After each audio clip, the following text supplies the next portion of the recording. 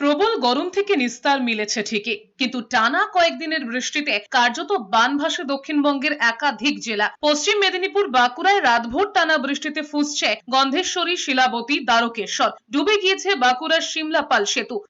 9 নম্বর রাজ্য সড়কের উপর যে সিমলাপালের উপর যে শিলাবতী কজওয়েটি রয়েছে, কজওয়ের যে বর্তমান অবস্থা, সেই অবস্থা কিন্তু খুব ভয়াবহ অবস্থা। কারণ বেশ কয়েকটি গাড়ি কিন্তু ইতিমধ্যেই জলের তলায়, যোগাযোগ ব্যবস্থা সম্পূর্ণভাবে বন্ধ রয়েছে। বৃহস্পতিবার ভোর থেকে সেতুর ওপর দিয়ে জল বইতে শুরু করেছে, যার জেরে বিচ্ছিন্ন হয়ে গিয়েছে যোগাযোগ ব্যবস্থা। বিপজ্জনক অবস্থায় থাকা ওই সেতু দিয়ে পারাপার করতে গিয়ে আটকে গিয়েছে 3টি ট্রাক। এদিকে গড়বেতার 1 এবং 2 নম্বর ব্লক জলমগ্ন হয়ে পড়েছে। শিলাবতী নদীর জল পরিস্থিতি আরো ঘোরালো করেছে।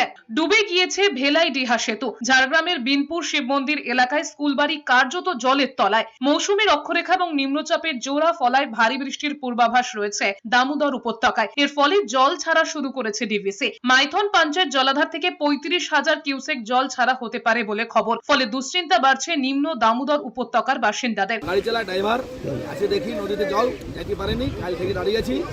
গাড়ি ফাড়ি অনেক ডুবাডুবি হয়ে গেছে। আমার নদীর ওই পারে বাড়ি, আমার বাড়ির পরে, কিন্তু আমি যেতে পারছি না। আমি দাঁড়াই আছি, অনেক গাড়ি ক্ষয়ক্ষতি হয়েছে।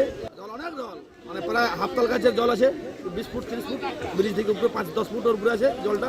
অন্যদিকে টানা বৃষ্টিতে বিপর্যস্ত কালিম্পং ও সিকিম যাওয়ার লাইফলাইন জাতীয় সড়কে একাধিক জায়গায় ধস নেমেছে। পাহাড় থেকে বড় বড় পাথর, বোল্ডার নেমে রাস্তা ভেঙে দিয়েছে। এর জেরে যান চলাচলে বিধিনিষেধ জারি করেছে প্রশাসন। বিশেষ করে মেল্লি এবং কির্নে অঞ্চলের মাঝের রাস্তা দারুণভাবে ক্ষতিগ্রস্ত হয়েছে। ওই পথে ভারী যান চলাচল সম্পূর্ণ নিষিদ্ধ করেছে কালিম্পং জেলা প্রশাসন।